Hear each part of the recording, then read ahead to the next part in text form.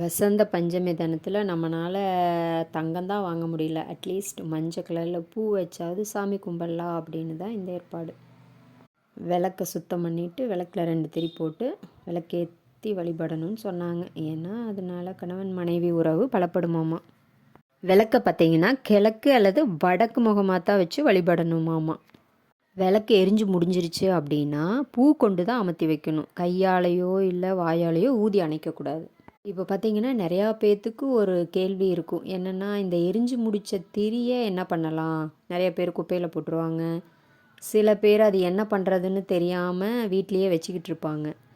அதுக்கு ஒரு டிப்ஸு என்னென்னா, இந்த விளக்கு எரியிற திரி எல்லாத்தையும் சேர்த்து வச்சுருந்து வீக்லி ஒன்ஸ் என்ன பண்ணுங்கள், நம்மளோட ஃபேமிலி மெம்பர்ஸ் எல்லாத்தையும் உட்கார வச்சு, அந்த காலத்துலையெல்லாம் திருஷ்டி சுற்றி போடுவாங்க இல்லையா, அந்த மாதிரி சுற்றி போட்டு வெளியில் வாசலுக்கு வெளியில் கொண்டு போய் வச்சு இந்த திரியெல்லாம் பற்ற வச்சு விட்டு எரிய வச்சிடணும். எரிஞ்சு முடித்தா ஒரு சாம்பல் வரும் இல்லையா, அந்த சாம்பலை தண்ணி விட்டு அகற்றிட்டால் முடிஞ்சு போச்சு. இந்த டிப்ஸ் பிடிச்சிருந்தா ஃபாலோ பண்ணுங்கள்.